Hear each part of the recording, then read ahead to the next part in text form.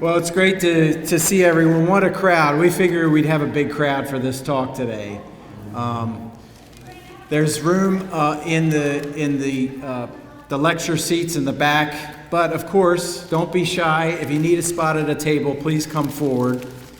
Again, my name's Jason. I'm the Executive Director of the Historical Society. Thank you for coming out. Spring is around the corner. The weather's heating up. We want to say thank you to the program committee led by Steve Bowersox. Can we have a round of applause for all of those folks that provided all the goodies for today? And today's talk is sponsored by Steve Bowersox, so we want to acknowledge his sponsorship.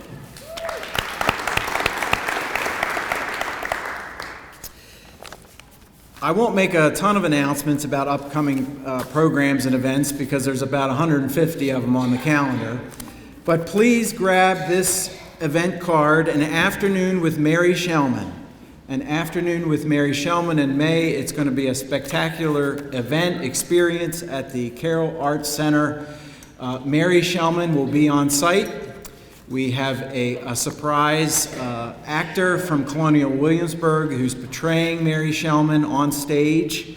We will be playing some of Mary Shellman's original music from the suffragist time with a student from the Peabody Institute, and a lot of other neat surprises along the way at that event. So please mark your calendars for An Afternoon with Mary Shellman. I am really thrilled to be able to introduce Kyle, who, of all the people, yes. Pastor Matt, please come up. I'm sorry, I forgot. Please say a few words of welcome. Oh my gosh! No, please forgive me. Happy birthday! God forbid me. It's his birthday, so he gets some leeway. That's what it is. I just wanted to thank you all for coming here today. It's great to see such a great attendance. We're always happy to host you here at Grace Lutheran Church. I also wanted to make a technical announcement, which is if you're connected to our Wi-Fi, you may notice that it's going in and out. We're doing some repairs right now, so I apologize for the Wi-Fi signal being a little wonky. That ought to be cleared up in the next half hour or so. Thank you all for being here. Enjoy your lunch, and please let us know if there's anything we can do for you. Thanks. Happy birthday, Jason. Thank you. You're gonna find out very quickly that Kyle is an extraordinary wealth of information when it comes to Civil War history, not only in this area but throughout the country. Kyle currently serves as the Society's archivist, library assistant, and in another capacity as editor of the Historical Society's Carroll History magazine, which was formerly the Journal. He's a native Marylander, originally from Mount Airy. He's now living in Catonsville. He's a lifelong passion for studying history, especially the Civil War and Maryland history. He's a graduate of St. Mary's College of Maryland, also studied at the University of Maryland, College Park. He previously served as Educational Programming Coordinator for the National Museum of Civil War Medicine in Frederick. Some of you have been there and visited that museum. He was involved with the Frederick Historic Sites Consortium. He served as past president of the Harpers Ferry Civil War Roundtable. He's also an outdoors enthusiast and an avid bird watcher. Can we have a round of applause for Kyle? Thank you.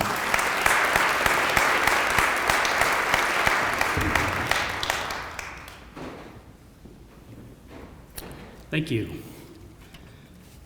You'll have to forgive me, I'm getting over a chest cold from last week, but thanks for being here. So today's talk is not going to be a history of the entire Gettysburg campaign, nor is it going to be a history of the Battle of Gettysburg. As it is, it's going to be difficult to fit in everything I want to say in this short time. Carroll County really is one of the most important but underappreciated aspects of the Gettysburg campaign. Arguably the most important campaign of the Civil War, certainly the largest single engagement ever fought in the Western Hemisphere. Just up the road, and as we'll learn, it very well could have happened right here in our county had certain circumstances been slightly different.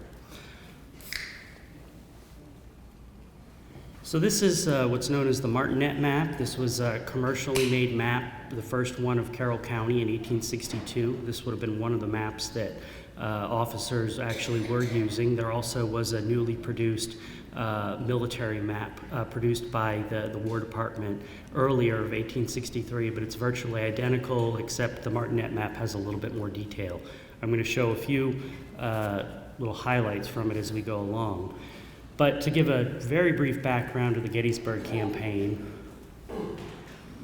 the Gettysburg campaign was preceded at the beginning of May by the disastrous Battle of Chancellorsville. Well, disastrous for the Federal Army of the Potomac, not so much for the Confederate Army of Northern Virginia.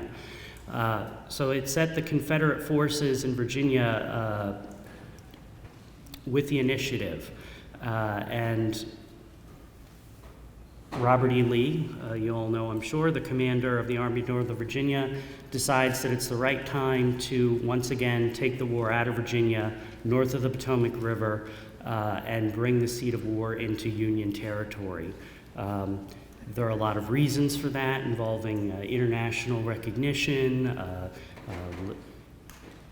the strategic advantage, resources availability to resupply armies, but we won't get too much into that. The Army of the Potomac, the Federal Army, is under the command of Joseph Hooker, who is the loser of the Battle of Chancellorsville, but it's his responsibility to respond to what Lee does.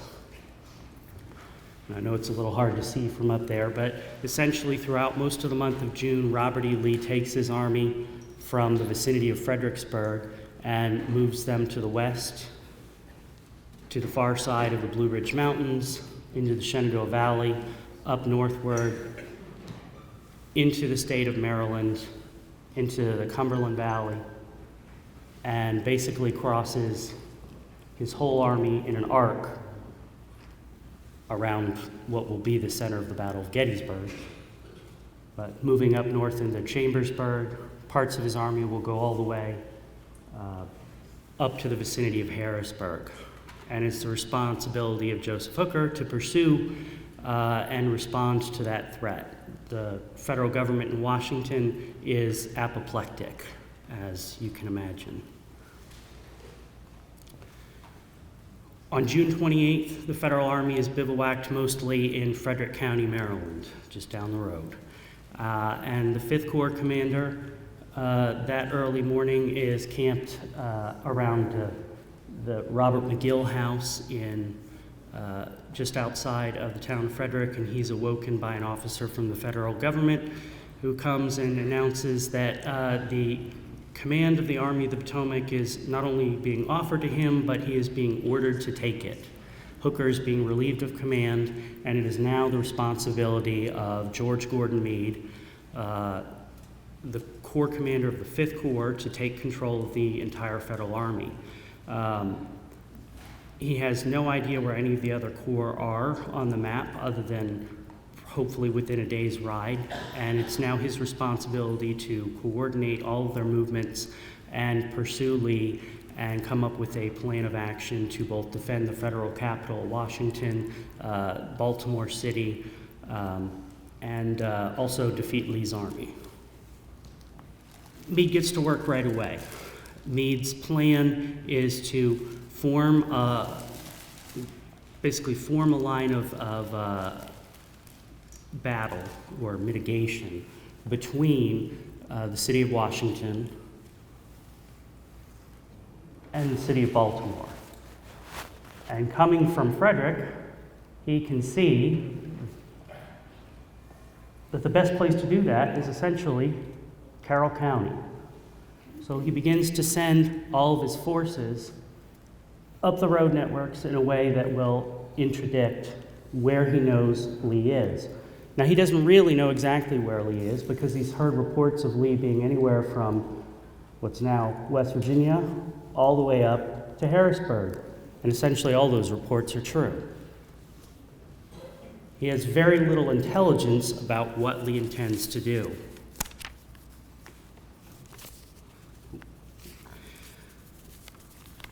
But he immediately begins moving. At the same time that Lee is moving all of his infantry around on the western side of the Appalachian, or the first ranges of the Appalachian Mountains, and up north to Harrisburg, on the other side of the Army of the Potomac is Jeb Stuart's Confederate Cavalry Corps, or the majority of it, running between the Army of the Potomac and Washington and Baltimore, causing a great deal of concern, but not a great deal of military trouble for the federal government. But on the morning of June 29th, Jeb Stuart will be the first substantial force to enter Carroll County. He'd been raiding through Montgomery County. He'd captured a large federal wagon train, and just that morning he woke up at Brookville and takes 3 cavalry brigades north, crossing through Howard County, across the Patapsco, and into Carroll County. They tear up some railroad tracks and telegraph lines around Hood's Mill and Sykesville, but then they make their way up toward Westminster. Westminster's occupied by a very small amount of federal troops. They don't actually belong to the Army of the Potomac. They are a detachment of the 8th Corps with the Middle Department, basically out of Baltimore. This picture was actually taken right before the engagement that's about to happen. This is an officer of the 1st Delaware Cavalry. It's a small battalion of cavalry that's stationed in Westminster, basically just as a railroad guard. But as they hear that Confederate cavalry is coming up the road, not realizing that it's 3 whole brigades of Confederate cavalry, they actually charge down Main Street from about where the college is today in the direction of where Washington Road comes in, and they slam right into the vanguard of General Jeb Stuart's cavalry. Of course, this is the subject of the Pipe Creek Civil War Roundtable's Corbett's charge. Charles Corbett will be the officer that leads the detachment here. And it's our exciting little clash of Carroll County, but it really doesn't amount to a great deal, other than startling the Confederate cavalrymen. There will be 4 casualties, and these are the only 4 people that are killed in hostility in Carroll County during the Gettysburg campaign, 2 on each side, 2 federal cavalrymen and 2 Confederate cavalry officers. And they'll initially be buried here in Westminster.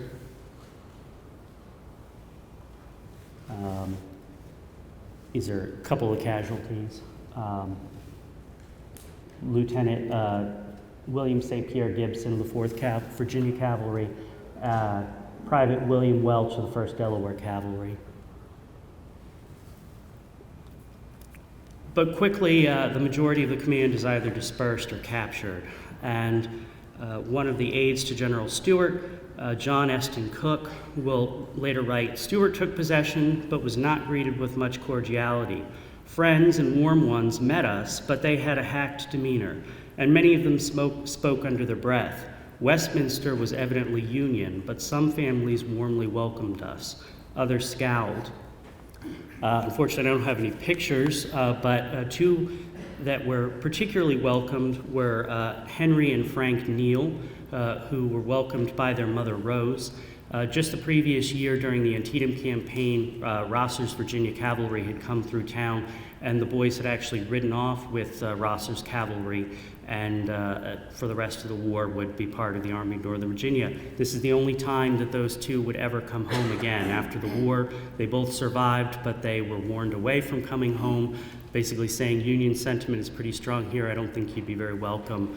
And they basically went off and did other things with their lives, but never came around to Westminster again. But Stuart was welcomed by particular friends. He would stay for a time. They would rest, resupply. They would take advantage of all the good grain and horses that were available, especially because of the depot for the Western Maryland Railroad. And then they would get on their way up to Union Mills later that afternoon, and eventually up to Hanover, Pennsylvania. This is the map that is included in the famous Just South of Gettysburg book. You can see just how much the entire county ends up being traversed. The red lines are the cavalry of Stuart, so we can see where he's coming into town and how he goes up to Union Mills and eventually Hanover. But all the blue lines, those are 5 different federal corps plus 2 cavalry divisions and the artillery reserve, which I don't think is actually even depicted on the map. But Meade gets the army moving on the 29th in detail. The 1st and 11th Corps of the Army of the Potomac don't actually come through Carroll County. They're going to go into up through Frederick County, the vicinity of Emmitsburg, and then they'll find their way to the Battle of Gettysburg from there in a northerly direction. The 3rd Corps under Daniel Sickles will come from Frederick County of Woodsboro to Taneytown on the 29th, and the Corps will bivouac mostly on the farms of Samuel Null, John and Jacob Thompson, and John Kenner.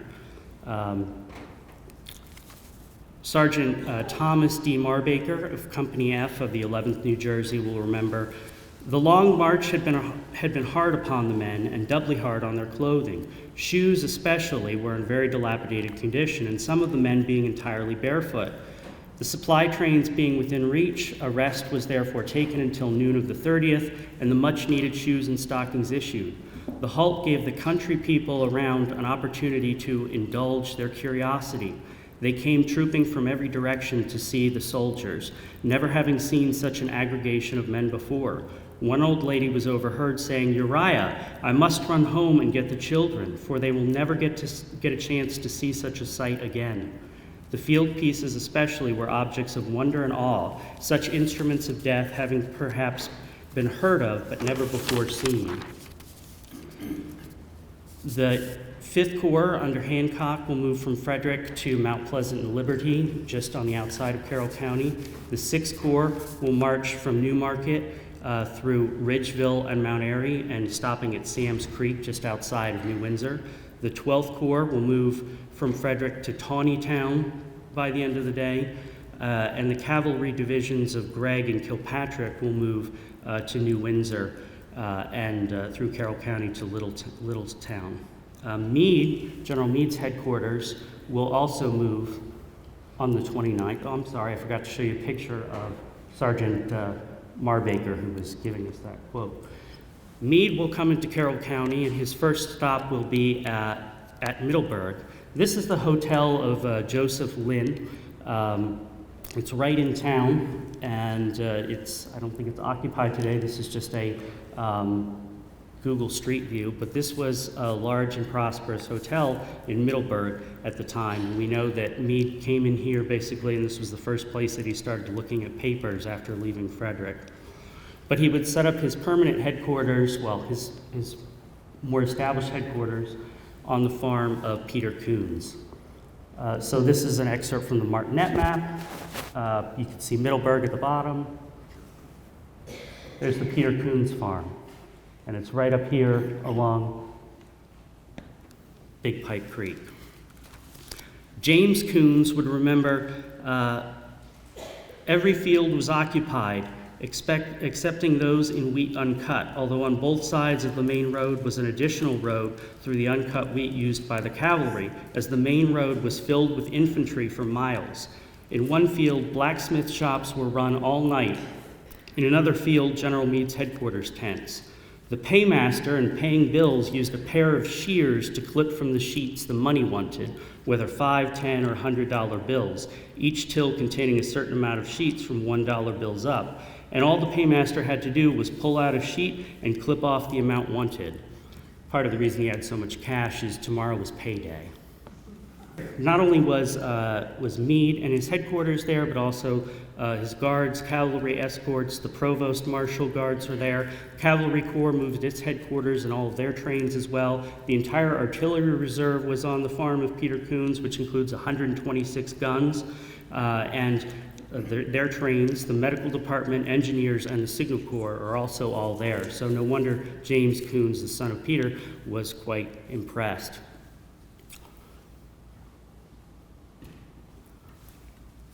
So On the 30th, the Army continues to move. Stuart had just left town at Westminster, and Gregg's cavalry division comes up from New Windsor that very morning. Joshua W. Herring, a local physician who left some very detailed recollections, tells us, without warning, in came General Gregg's Federal cavalry by the way of Orndorff's Mill Road, now Liberty Street, about 2,500 strong. The town was now full of Federal cavalry as it had been full of Confederates only a few hours before. About 9 o'clock of that morning, Dr. Matthias and I started out from his office to see a patient on the Orndorff's Mill Road. As we were approaching the first hill near town, we met a company of Federal infantry. We pulled to one side of the road to allow them to pass, but before they passed us, here came more soldiers and back into town. The soldiers poured into town, filling the entire width of the street and going out the Manchester Road. It proved to be Sedgwick's 6th Army Corps, numbering about 1,500 men. Immediately to the rear of his infantry column was a lot of cavalry whose special business seemed to be to move up, and in no gentle way either, those who were lagging behind. They were indeed the 6th Corps. They've moved from Sam's Creek through New Windsor, through Westminster, and up to Manchester. Pretty long march for the day. This is a roughly contemporary picture of Main Street in Westminster.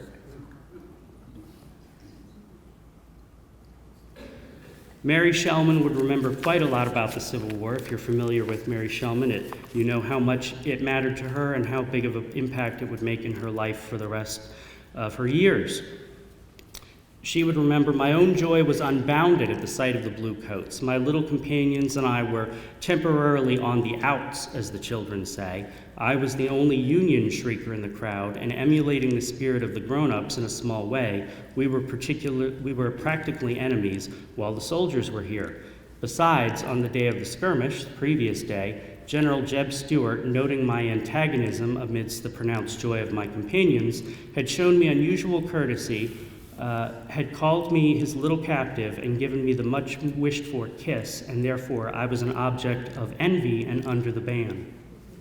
I can remember yet, child as I was, I cheered and waved while my sister, who was a Southern sympathizer, tried to hold back my hand. But there is an old saying that brass buttons are irresistible, and so before the week had passed, Southern sympathizers of 16 and 17 found Yankee officers not so black as they had been painted, and Southern homes were opened as freely to the Federal soldiers as they had been to the Confederates. That's her Southern sympathizing sister, Fanny Shellman. Private Benjamin Clarkson of the 6th Corps in the 59th Pennsylvania would say, I marched along in silence, busy with my thoughts, when at length one of my comrades, perhaps noticing my depression, said, Clarkson, I didn't know the seat of war had been changed to Mexico. I looked up and saw that we were passing through a small village, and over the door of a store I noticed the sign, Mexico Post Office. Another spoke and said, now I understand we all were after the French in Mexico. So, of course, the small little hamlet of Mexico up there just north of Westminster saw the 6th Corps march through on their way to Manchester. Elijah Hunt Rhodes would say, on the following morning at Manchester, we have been doing some fine marching for the past few days, making an average of 20 miles per day. We marched this place last night and expect to move this morning. We have not passed through the town as yet. It appears to be a fine little city, and as it is only 2 miles away, we hope to be able to see it. Westminster is the finest place I have seen yet. We passed through its streets yesterday. The rebel cavalry moved out one side as we entered the other. It's a bit of an exaggeration, but the county is beautiful, and the people are very kind to us and appear glad to see us. Young ladies stand at the gates and furnish us with water and loaves of bread as we pass. It has rained for a week, and the roads are muddy. After marching for 20 miles, it is not pleasant to lie down at night in the wet without any cover. I am tired. In fact, I never was so tired in my life. The 6th Corps will bivouac just outside of Manchester, basically on the road from Westminster to Manchester. General Sedgwick, the Corps commander of the 6th Corps, will make his headquarters at the Old Fort Schoolhouse, if you're familiar with that. And a particular incident of note, I think, is that while the Army was very busy, they evidently had enough time to arrest two outspoken Confederate sympathizers, Dr. Jacob Shower and George A. Shower were actually arrested by the provost of the 6th Corps and marched to Baltimore for the duration of the campaign. Evidently, they were some sort of a military threat, according to General Sedgwick. The 2nd Corps is going to move through Uniontown on the night of the 29th, and they'll stay there pretty much the whole day on the 30th as well. The John Babylon farm over here and Farm South are going to basically be where most of the troops bivouac. Hancock, who's the 2nd Corps commander, is actually going to spend the night at the Weaver farm, not the Weaver farm, the Weaver house, Dr. Weaver.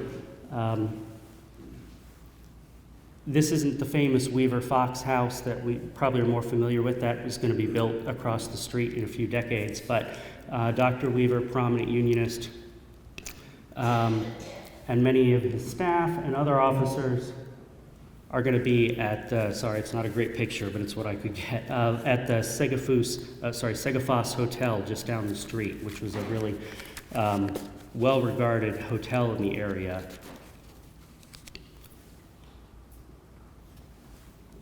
The 3rd Corps is going to leave Carroll County on the 30th, marching to Emmitsburg, and they'll come to Gettysburg the next day from Frederick County. The 5th Corps will march into Carroll County on the 30th through Union Bridge, Uniontown, Frizzleburg, Pleasant Valley, and wind up in the vicinity of Union Mills. And I'm not going to get into the details of the Union Mills story too much because it's really its own talk in and of itself, and maybe you can get Kyle Dalton, the director of Union Mills, to come here and talk about their incredible stories during the Civil War. But both troops from both sides did bivouac at Union Mills. Stuart's cavalry was there, and then it was followed by the infantry of the 5th Corps. Sarah Shriver, who was the daughter of William Shriver, who lived in the house across the street from the homestead, would write to a friend of the Confederates, "Our table was surrounded by so many shining lights, majors, colonels, captains, doctors, and to crown all, those two noble generals." I think she's referring to Stuart and Fitz Lee. The harmony and good fellowship, high breeding, and aristocratic bearing of these noble men. But then they were supplanted by federal occupation. She would write, "Campfires are burning all over the hills. Every now and then we heard the sound of a gun, which our provost guard, stationed in our backyard," so right in there, "tells me is the men killing cattle, of which an immense drove came with the army. I know our dear Lord will protect us, and our blessed Mother will watch over us." The 12th Corps left Taneytown and moved up to Littlestown, and eventually on to Gettysburg. And Meade would also move his headquarters by the end of the day. But that morning of the 30th, James Coons remembered that engineers and officers of headquarters, together with my father, Peter Coons, went in the rear of the barn on the hill and examined a large map. He gave the engineers the situation of every hill, ravine, and crossing, every turn made by Big Pipes Creek's course for about 4 miles. Peter Coons was an invaluable source of information because Meade had a plan to create what's called the Pipe Creek Line. So Pipe Creek, if you're not familiar, runs throughout a large part of the county, and it flows into the Monocacy River. It's Meade's plan to essentially use the course of Big Pipe Creek as a defensive line. The idea is to have a strong defensive line between Washington and Baltimore and Lee's army. He knows at this point that Lee has turned and he's beginning to concentrate his forces around the vicinity of Gettysburg, Chambersburg, that area. And he knows that Lee is going to be obliged to offer battle in one way or another. And the idea is to make Lee come to him on a strong defensive line. The Part of the advantage is not only that this puts him between Lee and Washington, but it also is a well-fortified position. He learns of all the bluffs, the high ground that are along Pipe Creek, strong artillery positions, and it also has a great road network.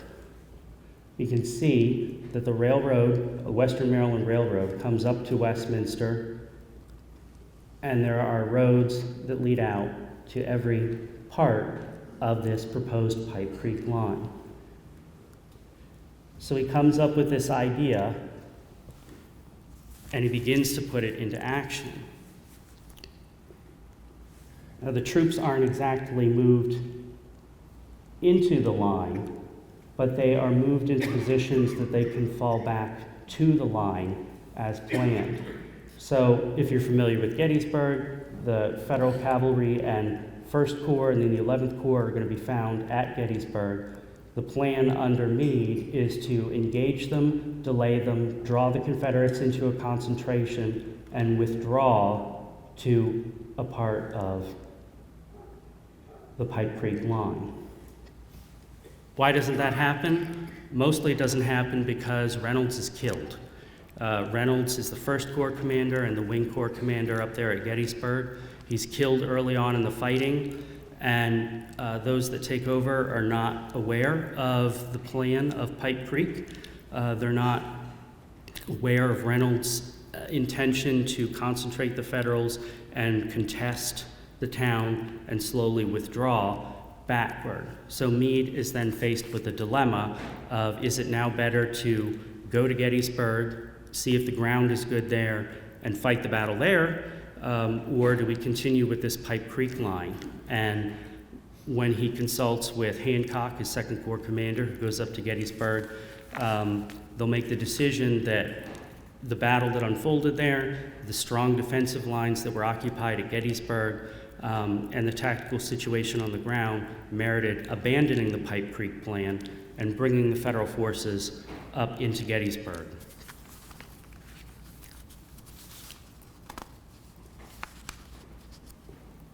But the Pipe Creek plan never fully dies until the final day of the Battle of Gettysburg. This is the famous midnight council at which Meade is talking with his corps commanders at Gettysburg, and the thought is put, do we stay and fight? If we stay and fight, do we defend? Do we attack? Do we withdraw? And of course, nobody decides to withdraw, but if the Federal Army had withdrawn, they would be withdrawing to Pipe Creek.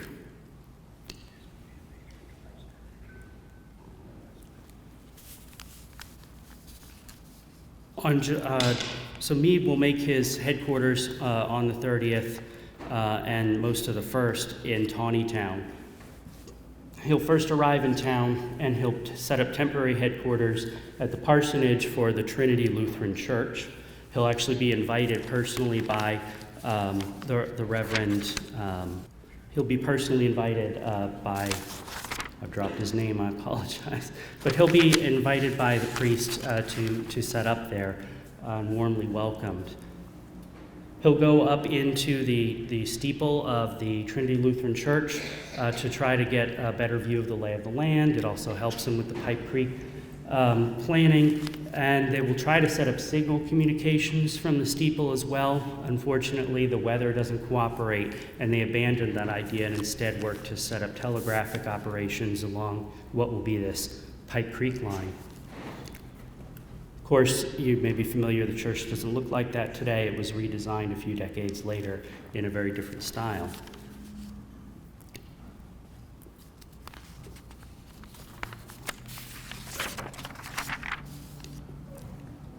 But Meade will eventually set up his headquarters at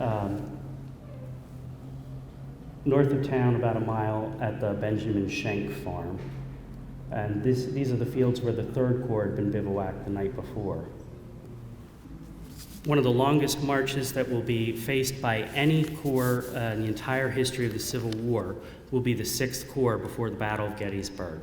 Remember, they had marched all the way out to Manchester, and now as Meade abandons the plan of the Pipe Creek, he will have to have the 6th Corps march all the way to Gettysburg. He initially has them march to Westminster, reroute somewhat, goes up toward Taneytown, back over to Union Mills, and then to Gettysburg. It's a 30-something mile march, and it was incredible. It was done with very little breaks from the morning of the 1st all the way up until the evening of the 2nd. They'd be the last corps to arrive at Gettysburg, but they're also the largest. Surgeon George T. Stevens of the 77th New York, part of the 6th Corps, would remember, "We waited at Manchester until evening. The inhabitants were well supplied with rye whiskey, and it must be confessed that soldiers have a way of finding out the existence of that luxury and of supplying themselves with it. And as the men of the old 6th Corps were in no respect behind their comrades of the other corps, many of our brave fellows became, long before dark, considerably inebriated. At 9 o'clock in the evening of the 1st of July, we were on the road, but it was 11 before we were fairly under headway. Those who during the day had indulged so freely in the rye whiskey of the farmers as to disable them from marching or even standing in line were quietly thrown into clumps of bushes by the roadside and left to be gathered by the cavalry squads that were scouring the country for stragglers. Those that were left by our own provost guards were picked up by rebel scouts."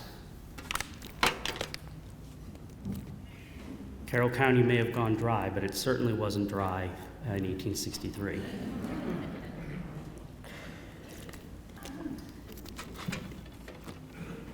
Private Isaac O. Best of the 121st New York would remember the march. "The night was so dark that crossing a little stream, I got my feet wet, and soon they began to hurt me like the mischief. The dust worked into the shoes and wet socks and irritated the blisters, and to me the miles grew longer and longer, and my misery more intense, and I longed for daylight." It truly was one of the longest marches of any body of troops during the entire war.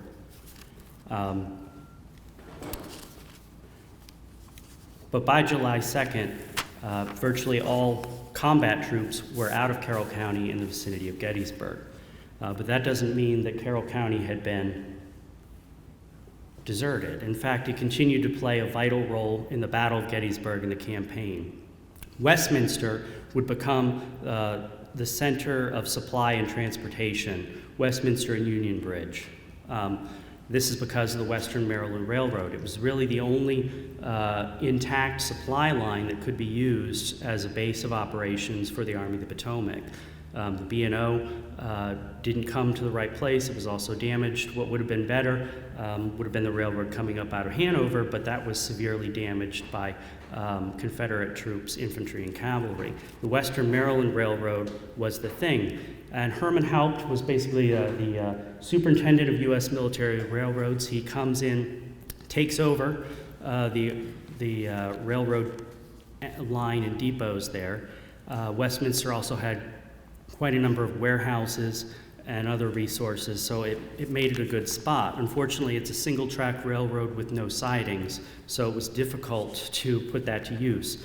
But he brings in 400 railroad construction corpsmen with equipment and rails.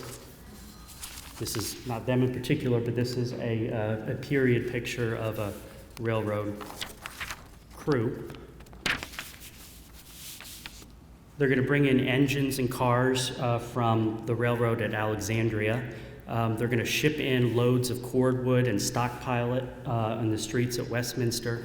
And the single-track line that used to only take 4 trains a day is now carrying 30 trains with 150 cars and about 1,500 tons of material every day.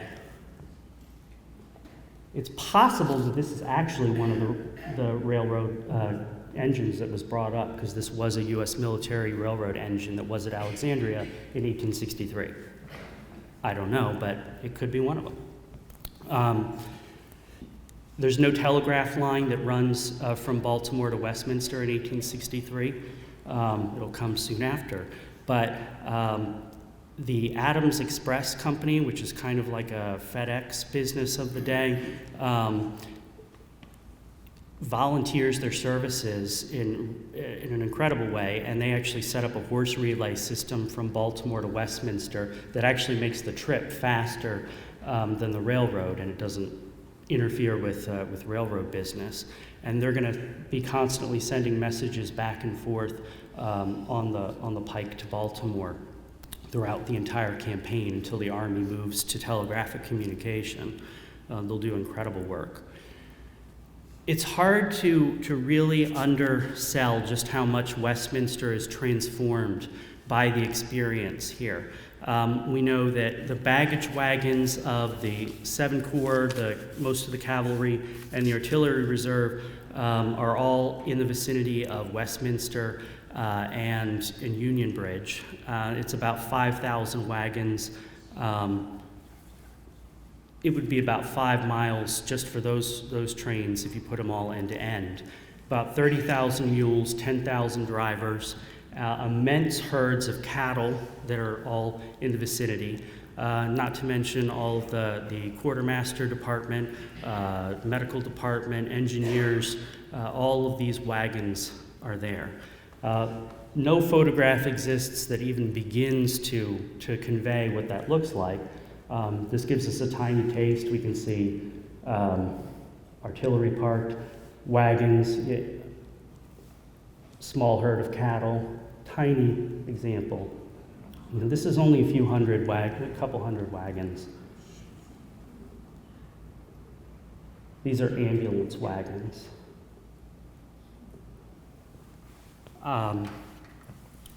So in 1860, there were about 25,000 people in all of Carroll County. So the Army of the Potomac, with over 100,000 combat men, not including all of the support systems, are now occupying Carroll County. Today, there are only about 175,000 in Carroll County, and there are under probably about 20,000 people in Westminster today. Much larger town today than it was. Just imagine the inflation of experience here. There's also combat troops that are in Carroll, that remain behind in Westminster. Probably about 14 different infantry regiments on and off are here as guards for all of what goes on. The 1st Connecticut Heavy Artillery is left here with their large siege-type guns. The Engineer Battalion is moved here. Huey's Cavalry Brigade of Gregg's division is left here, and for a time, Buford's Cavalry Division occupies Westminster as well. So, we're talking in excess of 30,000 people that are here most of the time of the Battle of Gettysburg. The streets are barricaded, and most of the supply wagons are parked in the vicinity of the Almshouse, aka the Carroll County Farm Museum now. Dr. Joshua Herring, again, would say that Westminster was made the base of supplies for the Federal Army during the battle. We were right in the midst of the most exciting scenes incident to a state of war. About 5,000 Army wagons were parked in Westminster and its immediate vicinity, which meant also with these wagons there were 30,000 mules. The Army wagons were everywhere, in streets and fields and the various roads, and a line of them constantly traveling to Gettysburg Turnpike. About 10,000 troops were here to guard these Army trains night and day, and noise of the Army wagons, the clanking of cavalry sabers, and the braying of the mules could be heard, and general noise of confusion prevailed everywhere. Foraging parties were out in the country among our farmers, taking grain, hay, and anything else they chose. On one of these days, my father's place near Sandy Mount was visited. About $500 worth of hay, etc., including one of his best horses, was taken, for which he never received a cent of pay.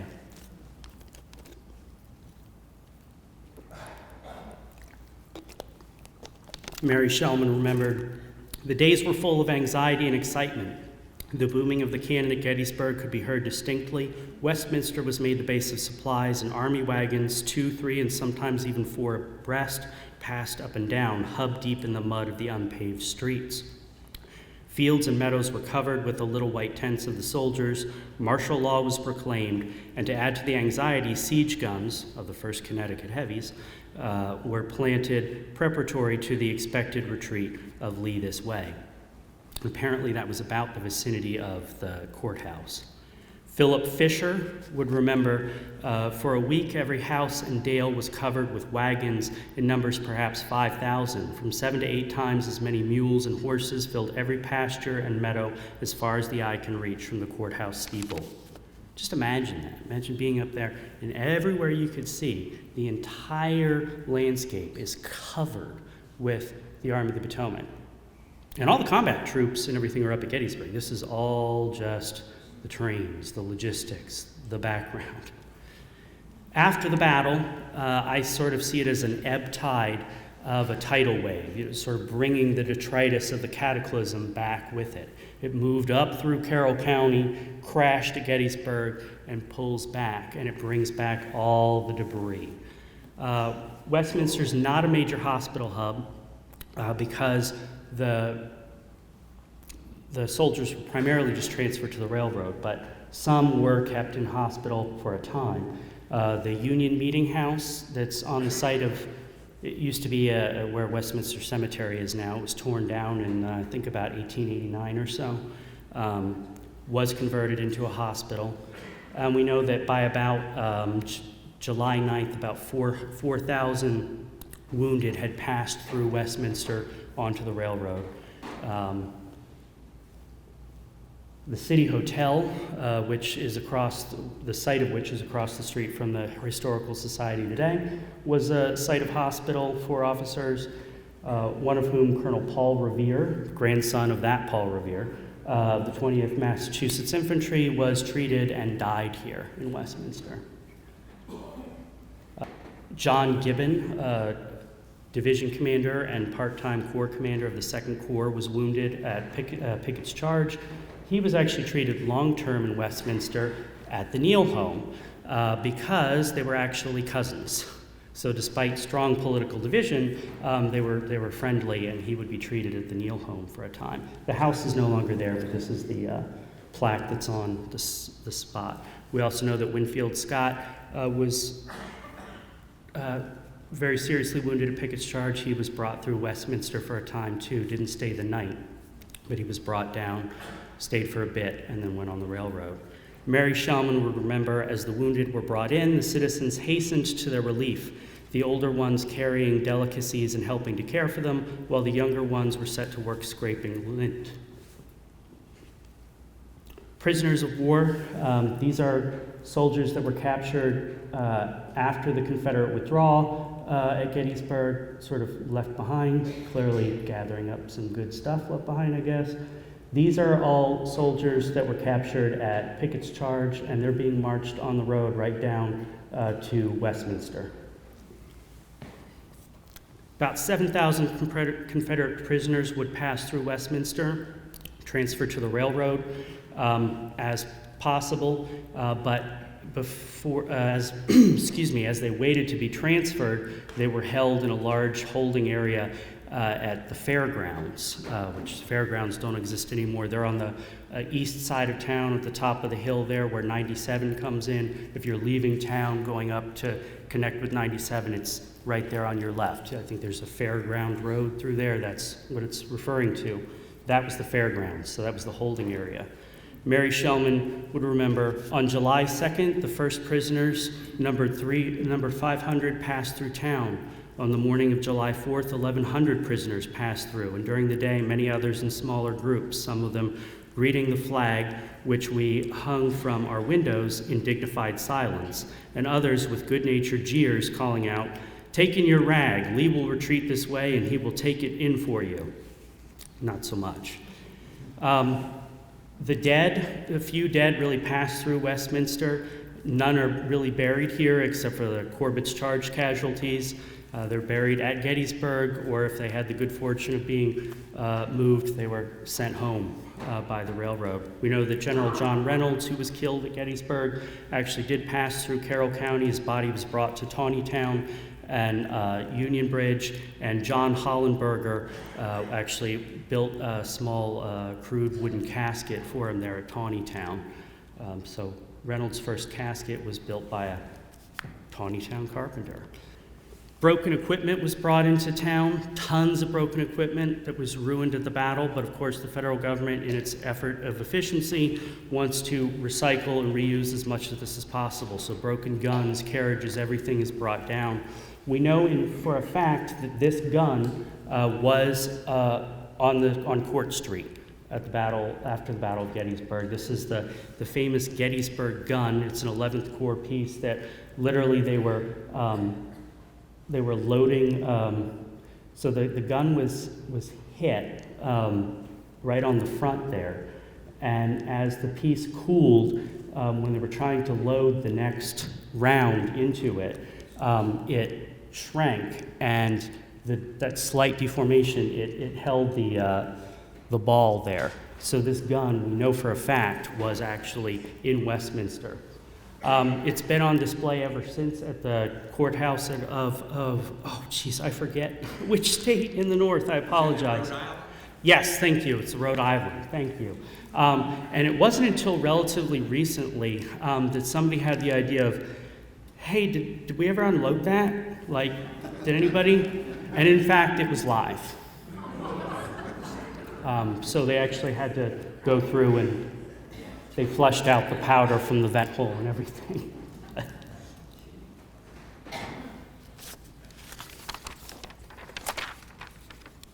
And before I finish, I'll read you one last thing because I think it's fairly poignant. Dr. Joshua Herring would remember large numbers of the wounded being brought and how terrible the conditions were. Those that were treated at the Union Church, he helped actually for a time to lend his medical services to the surgeons of the Army of the Potomac.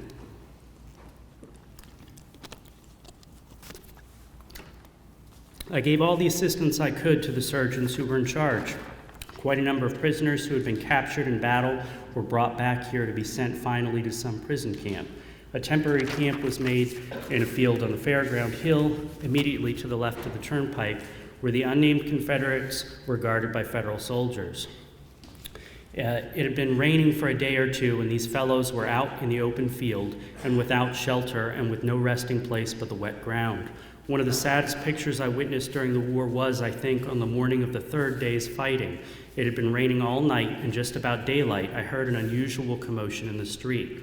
Hoisting my window, I saw perhaps 100 or more Confederate prisoners who had been marched down from Gettysburg during the night, in charge of some Federal cavalry who were urging them along like cattle. These men were captured in battle, many of them without hats, without shoes, clothes tattered and torn, in some instances stained with blood. The Battle of Gettysburg having ended after 3 days fighting. The troops that were in Westminster with the Army trains and everything belonging to the Army of the Potomac were withdrawn, leaving us in a quiet we had not known for a week, and with impressions of the horrors of war which we had never known before.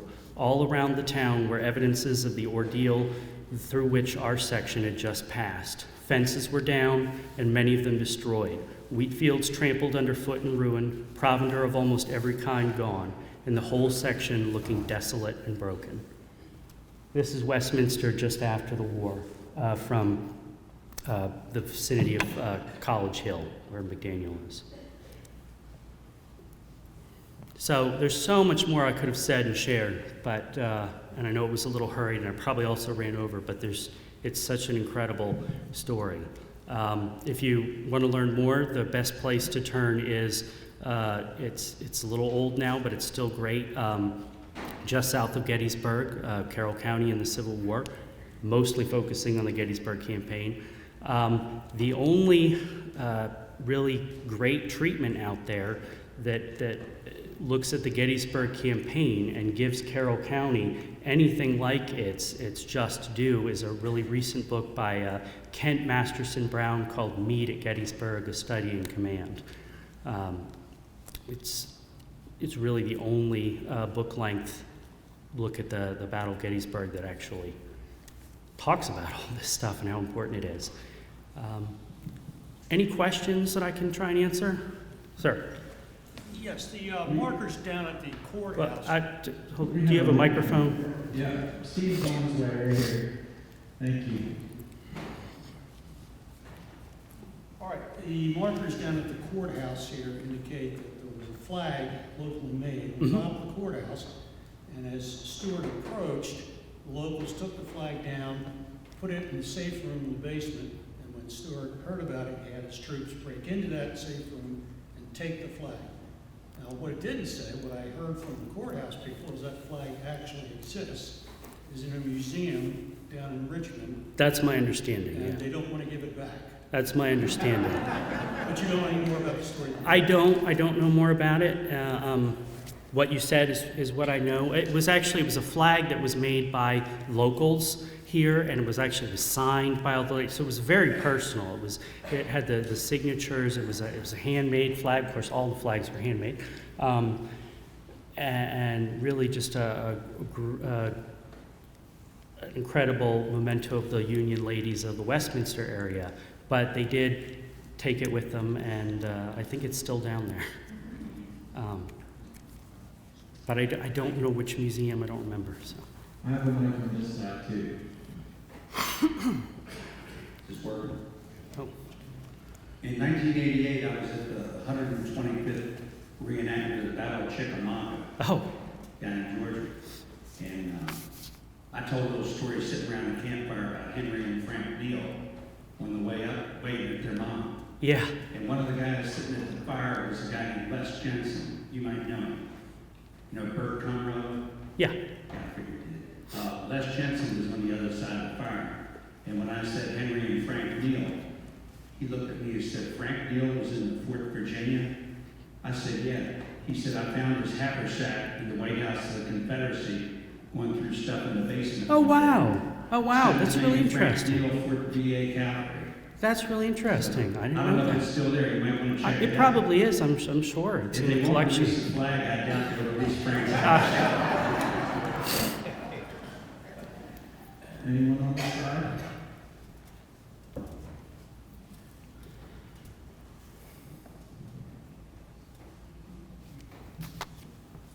I read somewhere, sometime, relative to where things were here in Westminster, that the 10,000 mules were kept up on this hill exactly where we are sitting. That is very interesting. I would love I to. read I would. Well, if you remember, do let me know, because I'd love to hear that. They placed the mules up in this area, because nothing else was developed with it. Yeah, I mean, that makes sense. It's a perfect kind of, this was pretty open at that time. So that Thank makes heaven sense. the mules left. I mean, particularly if you go up, toward the college, if you really look at the geography, it's a nice ridge line that it's on. It's not just College Hill. We know that some of the federal forces were actually stationed up there. Also, it was the right direction. So we know that the engineers were posted up there. We know that some of the infantry, which ones I don't know, were up there. For whatever reason, it sounds like the siege guns were actually at the courthouse. I'm not sure why there, but that reports say that's where they were. But a lot of it, we don't know where they were. As I was talking to Galen Roop a few months ago about, what was where, and we just don't know. We were talking about a piece of property, and I said almost certainly there were federal troops there, but who was there, when, what they were doing, they just didn't write it down in that detail. Some of our best indications come from claims records from property owners that would file for compensation from the federal government, and they will tell in detail exactly who was there, exactly what they did, and how much money they want for it. What was the population of Westminster in 1863? See if I can. I don't think I got a population of Westminster, but Carroll County was about 25,000 in 1860. So extrapolate that how you will. You think about 3,000, Jim? I think I read that somewhere. Yeah. That's why it's so complicated. Thousands of people on top of that. Yeah, just try to, just imagine it today. Let alone back then. The ability to cope with this is just absolutely unimaginable. I think in the 60s, early 60s, we had about 7,000 something. Now what is it? Westminster.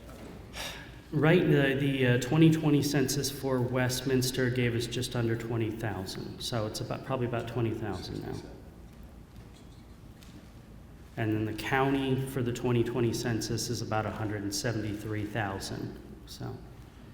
Please be sure to pick Kyle's brain after the talk, and can we have a big round of applause for